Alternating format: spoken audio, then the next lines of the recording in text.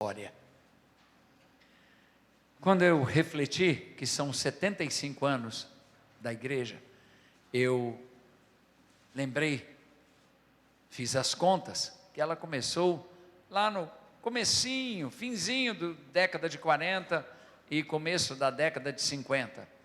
Muitos estavam lá, muitos têm a idade, mas talvez não estivessem aqui, e muitos não têm sequer ideia. Mas eu queria te conduzir a raciocinar de uma forma diferente. Pai, fala conosco, em nome de Jesus. Meus irmãos, há um tempo atrás, eu estava com uma amiga muito querida nossa, a Márcia, que é a esposa, ex-esposa, porque ele faleceu, do pastor Edgar. E eu confesso para os irmãos que a gente nunca foi muito dado a essa coisa de ser cantor gospel, a essa coisa de aparecer. A gente nunca foi muito amigo disso. A gente sempre teve uma postura um pouco diferente. Não é porque a gente é melhor que ninguém, simplesmente somos assim. E eu confesso também que teve um dia que eu estava muito triste, e eu estava lá na casa da Márcia. Eu estava triste porque, a gente grava tanta música, você espera pelo menos que uma música tenha, aconteça. O que é uma música acontecer? É uma música tocar bastante nas rádios, uma música alcançar muitas pessoas, muitas igrejas. Isso é um trabalho caro, empenhativo e bem complicado de conseguir. E eu estava triste aquele dia, e a Márcia, sendo muito chegada nossa, eu falei: Márcia, às vezes é difícil, a gente não tem os olhos nisso, mas nesse momento, eu queria tanto que uma música nossa fizesse sucesso. Parece que o ministério não anda. E aí, ela olhou para mim e disse uma frase que eu nunca vou me esquecer. Eu não sabia que ministério se media por sucesso.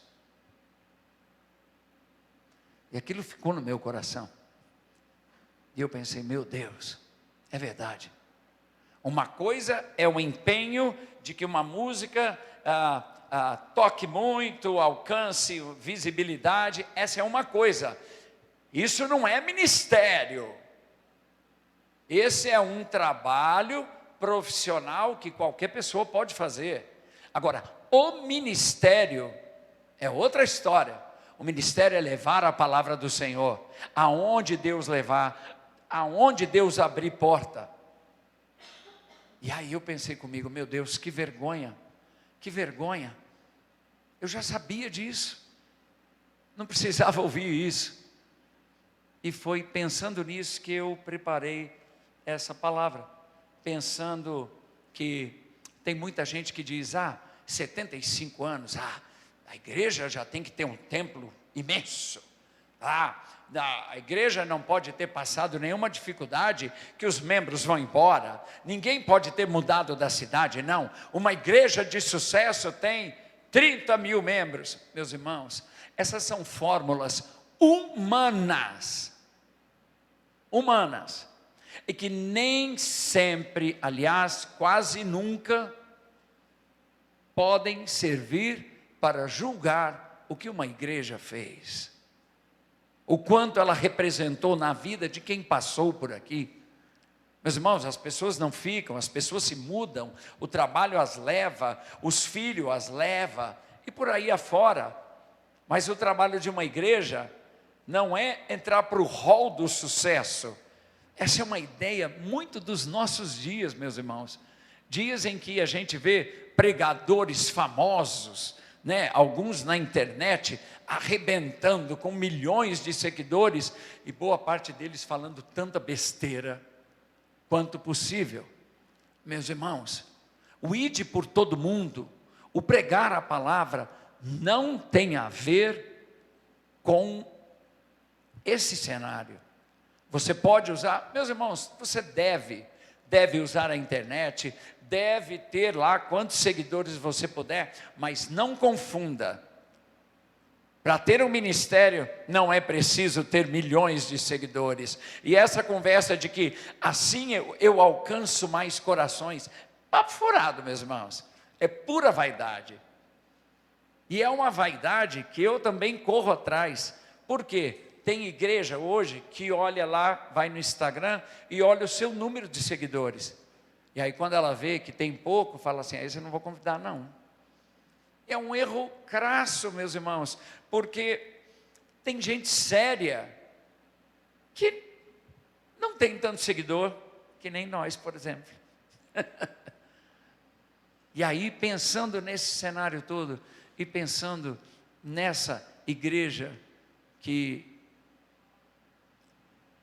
não deve buscar esse sucesso do mundo, o sucesso da gente é outro. O sucesso é levar a estrela, que é Jesus Cristo. O sucesso é levar a palavra. O sucesso é alcançar vidas. É saber que aquilo que você faz ajuda pessoas a caminhar, a continuar, a ir adiante. E aí eu preparei o seguinte, pensando em quantas tempestades essa igreja já deve ter passado, quantas intempéries, quantas vitórias também, mas quantas encrencas uma igreja passa durante a vida. Eu não sei nada dessa igreja, não sei nada, mas eu pensei no seguinte, essa igreja nasceu nos chamados anos dourados, era ali o comecinho da década de 50, os avanços científicos, eram impressionantes para aquele momento. A gente pode destacar o primeiro transplante de órgão em 54 e o desenvolvimento da primeira vacina de poliomielite em 55. E essa igreja era bebê ainda. Nessa década surgiu o rock and roll nos Estados Unidos. E o rock and roll causou um furor no mundo, transformou o mundo. Mas aqui no Brasil não era só o rock que nascia, era também a bossa nova. A bossa nova também tomou o mundo na década de 50.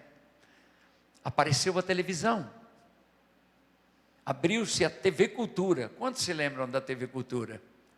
Pois é, a TV Cultura nasceu nessa década. Meus irmãos, entramos na década de 60. O movimento hippie agora tinha tomado conta do mundo. Uma loucura. Quantos lembram dos hippies? Quantos se lembram? Vamos, participe. Era um pessoal cabeludo e era a fase do paz e amor. Vocês se lembram disso? Meus irmãos, eu nasci em 65, mas eu me lembro o que é paz e amor. E eu me lembro também o que era o hippie. Era um pessoal cabeludo que ia contra as regras pré-estabelecidas, e eles usavam umas roupas bem largas, muitas vezes desbotada, camisa solta, e esse foi um movimento que tomou conta do mundo, e essa igreja estava aqui firme. Bom, além do movimento hippie, o padrão de beleza da década de 50 foi marcada por corpos mais magros, diferente do corpo da década anterior, que foi marcado pelas curvas de Marilyn Monroe. Todo mundo se lembra disso, meus irmãos. Tudo isso a igreja viveu. Vamos caminhar. O padrão de beleza a ser alcançado agora era o da Brigitte Bardot. Quando se perguntava, entrevistava uma mulher, era a Brigitte Bardot o alvo. Até 1957. Repare que a mulher estava cada vez mais independente. Mas agora, além de bela e bem cuidada, porque foi ali que as mulheres começaram a perceber as possibilidades, e elas já embalavam no início lá do feminismo.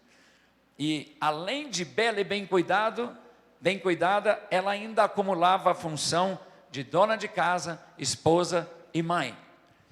Os irmãos não se enganem, as mulheres da igreja também passavam por isso.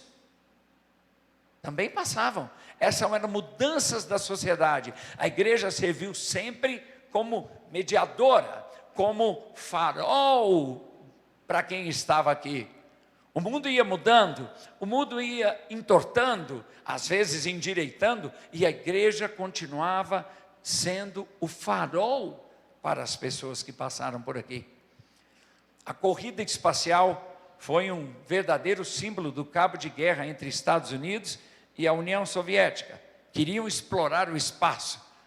Parecia prematuro, mas foi assim. A política nos anos 50 e final dele foi marcada por conflitos entre os blocos capitalistas e socialistas. Mudou quase nada, né, meus irmãos? A Guerra Fria, a Guerra do Vietnã, o movimento feminista ganhou forte impulso nos anos 60 e continuava a mudar os costumes. E não só isso, abalar as estruturas. Uma vez eu me converti na igreja do Evangelho Quadrangular, e uma vez eu vi na igreja a foto das irmãs e a foto do coral da década de 70. Você pode achar, mas a igreja não sofreu. Meus irmãos, quando eu vi a foto das irmãs na década de 60, eu quase caí para trás. Todas de mini saia. Era o costume. Não se questionava muito, e confesso que a foto, você lembra disso, amor? A foto não era vulgar. Não, isso veio depois, mas era aquele momento. As mulheres usavam uma saia aqui, as irmãs do coro, tudo com as partituras na mão, com a saia curta. Por quê? A igreja sofreu as intempéries todas, e cada mudança da sociedade, a igreja estava lá, correndo, se mantendo firme no Senhor. Bom, o que mais? Os anos 70, entramos nos 70, os anos 70 foi um período no qual diversos movimentos sociais ganharam forças, como os movimentos dos negros, indígena, feminista, e os anos 70 foram dominados no Brasil pela ditadura. Como era ser igreja na década de 70? Como era conviver com esse cenário, essa turbulência que o país viveu? A política internacional foi impactada pela Guerra Fria, com a distensão entre superpotências, logo no começo da década.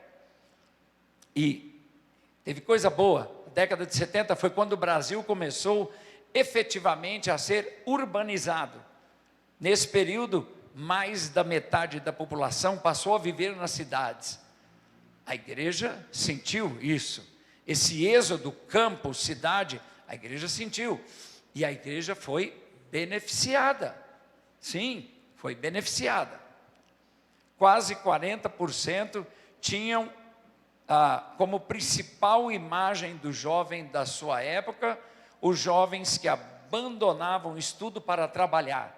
Quase 20% apontou a aparência rebelde no modo de vestir e de se pentear. Meus irmãos, aquela não era uma época em que o estudo era tinha a importância que a gente dá hoje. Então, a moçada desistia do estudo, isso é a prova disso, gráfica, estatística.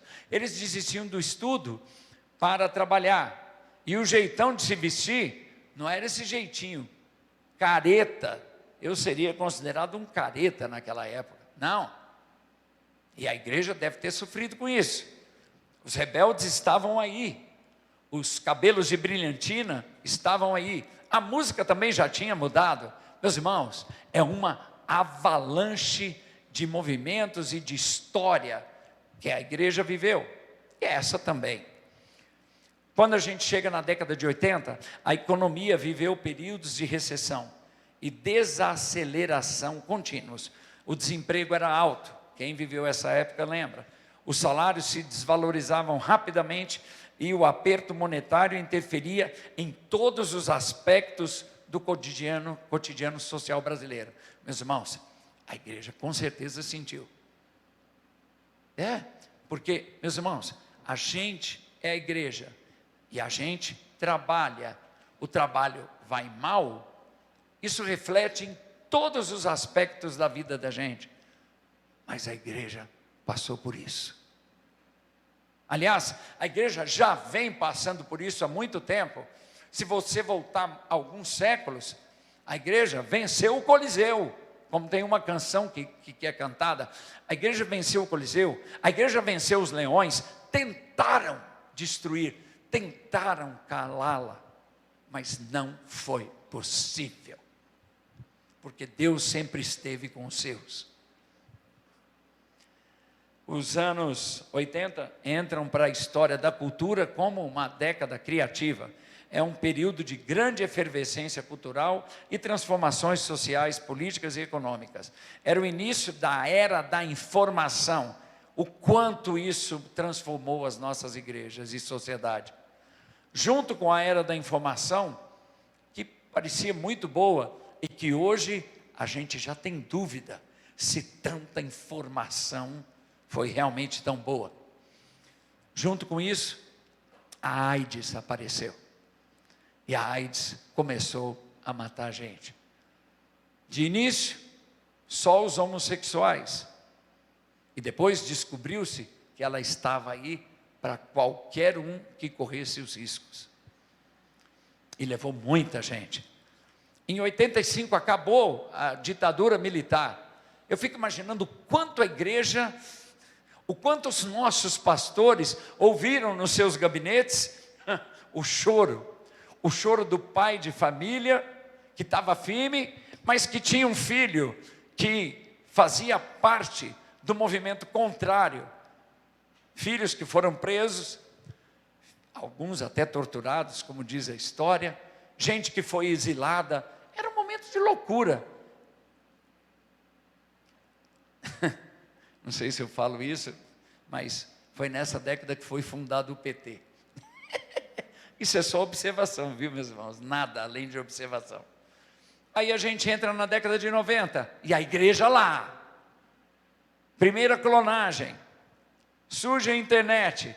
O telescópio Hubble manda para a NASA imagens que nunca foram sonhadas.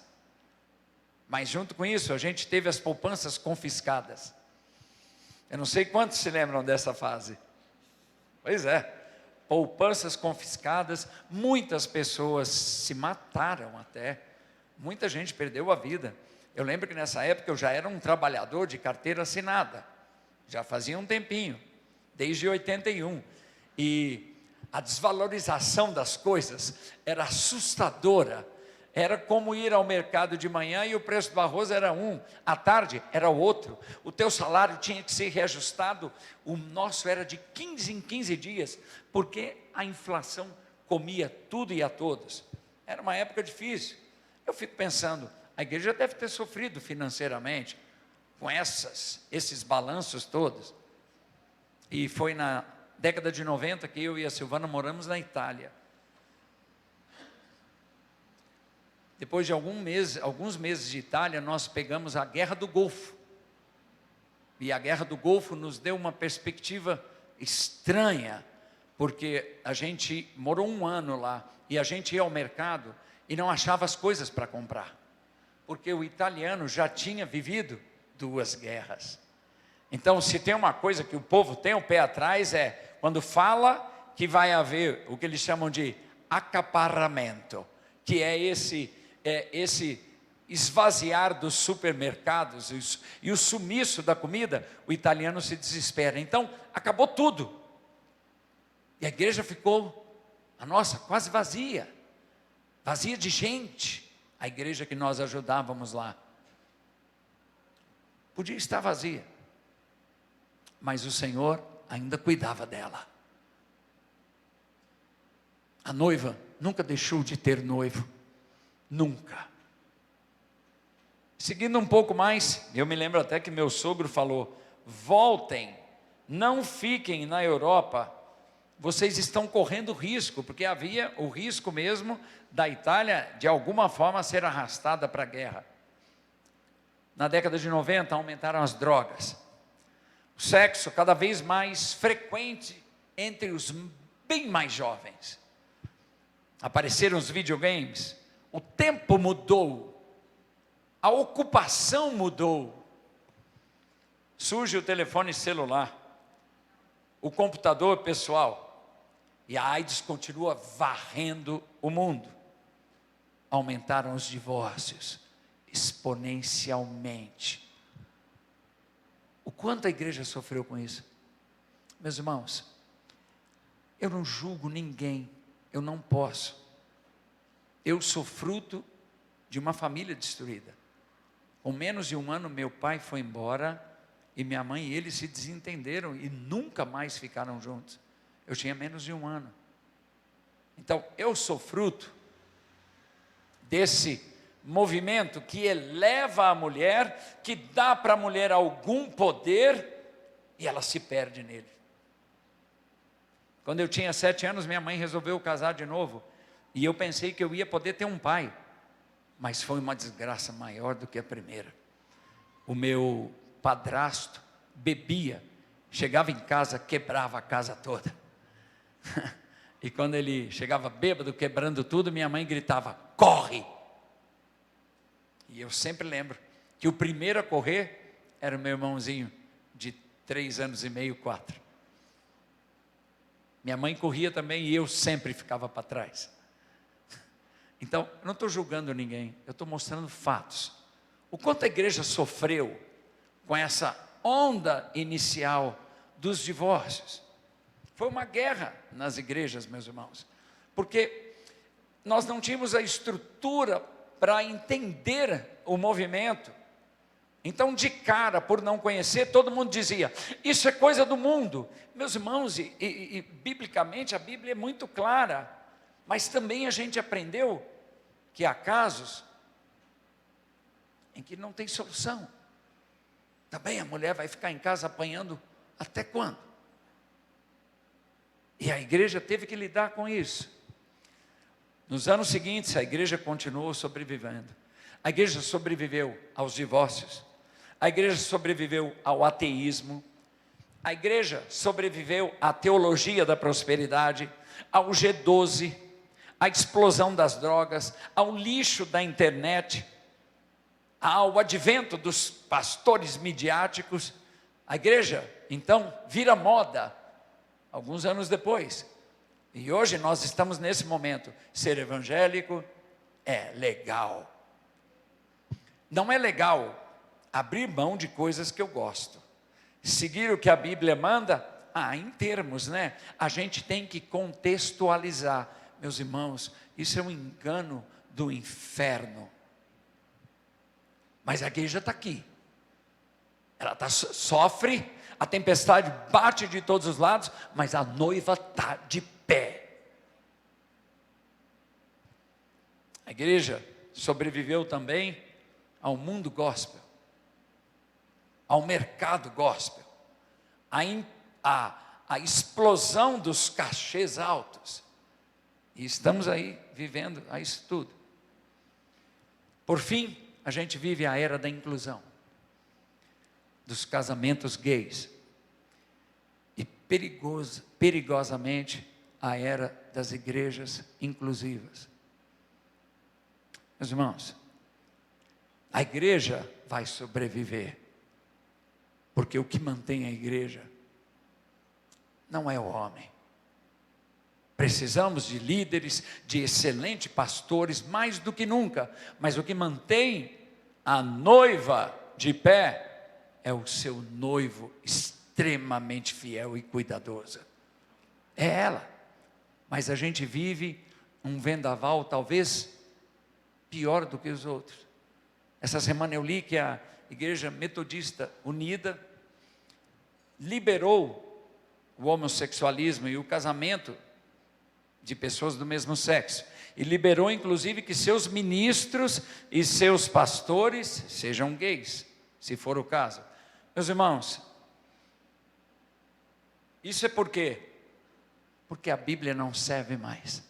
Ela precisa ser contextualizada. Meus irmãos, isso é uma desculpa deslavada para a gente fazer o que a gente quer. É só isso. Porque o que era condenável 4.000 anos atrás, ainda é hoje. E eu não estou falando como quem julga. Se você soubesse da nossa vida, você saberia. Eu tenho uma filha homossexual. Minha filha namora uma moça. Então eu não falo como quem julga. Eu sei, eu sinto, eu vivo, eu experimento. Mas a verdade é a verdade. Ela não deveria ser moldada ao nosso bel prazer. A verdade é a verdade. É como é. Contextualizar, meus irmãos, é jogar fora o que sempre foi errado. Então não se trata disso. E a gente vive esse momento meio assustador, mas esta igreja permaneceu firme ao seu chamado. Essa igreja permaneceu firme à sua essência, firme na palavra do Senhor, nadando contra a correnteza, vivendo a verdade de que as portas do inferno não prevalecerão contra ela. É isso, meus irmãos. É por isso que ela está de pé. A palavra já diz. O que seria desse versículo se ele fosse contextualizado? As portas do inferno não prevalecerão contra ela. O que seria dessa verdade? Seria distorcida até onde? Meus irmãos, os dias são maus. Isso tudo só foi possível porque esta igreja foi construída na rocha. Deixa eu achar meu texto aqui, que ele estava salvo aqui e ele escapuliu. Essas coisas eletrônicas têm essa desvantagem, né? Meus irmãos, todo aquele que escuta estas minhas palavras e as pratica, assemelhá-lo-ei, o compararei a um homem prudente, que edificou sua casa sobre a rocha. E desceu a chuva, e correram rios, e assopraram ventos, e combateram aquela casa, e não caiu, porque estava edificada sobre a rocha. É por isso que essa igreja está aqui. Passar tudo isso, meus irmãos, eu não mencionei metade do que tem para ser mencionado, mas meus irmãos, imaginem comigo, 75 anos, e esse lugar está aqui, sendo luz, aqui na Rua Teresa, que na época eu acho que nem era uma rua parecida, acho que não nasceu assim, né? Era uma outra rua, não era essa rua de comércio, e a igreja está lá. É essa igreja que o Senhor vem buscar. A noiva que não se corrompeu, que não se vendeu, que não se deixou levar, que não contextualizou. Preciso dizer isso, meus irmãos. Essa igreja está de pé, porque ela foi construída sobre a rocha, que é Jesus Cristo. Glória seja a Deus. Glória a Deus pela vida dos irmãos que aqui congregam e que fazem parte desse movimento. Talvez os dias não estejam sendo fáceis, mas você tem parte nisso. Você tem contribuição nessa firmeza, nesse caminhar, olhando para Cristo. Ninguém disse que seria fácil. Já não temos leões, já não há o Coliseu, mas há outros riscos silenciosos, menos barulhentos e igualmente destruidores. Que Deus nos livre, que a igreja se mantenha firme, que ela não se venda, que ela não se prostitua, porque Jesus está voltando, e quando Ele vier, é essa noiva que vai ouvir a trombeta tocar. É essa noiva, meus irmãos. Casas sobre a rocha. Gente que sofreu e que ainda sofre, mas que está firme ao lado do Senhor. Vamos orar. Pai, eu fico feliz demais com esse lugar e com toda a igreja sua que está firme, Senhor. Ninguém disse que seria mar de rosas. Não, as intempéries estão aí, é tempestade para todo lado, mas Deus, eu te peço, derruba o inimigo das nossas almas. Derruba, Deus, aquele que quer, aquele que quer denegrir, Pai. Aquele que quer pichar a sua noiva, Pai. Aquele que quer pintar o seu vestido alvo de negro, Pai. Eu te peço, permita que sejamos luz, Pai. Que sejamos como colunas, Deus. Firmes na tua graça, Pai. E dependentes do teu amor e do teu socorro.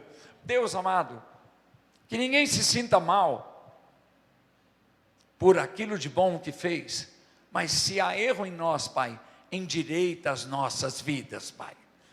Aplana as nossas veredas, eu te peço, Senhor. E ajuda-nos a ficar firme até que seu Filho venha e nos convoque. Eu te peço, livra a igreja, Pai, dos enganos do mundo. Há enganos sugando a igreja, Pai. Mas Deus amado, enquanto houver 1, 2, 3 reunidos no seu nome, Pai, clamando o seu nome, o Senhor vai estar ali, Deus.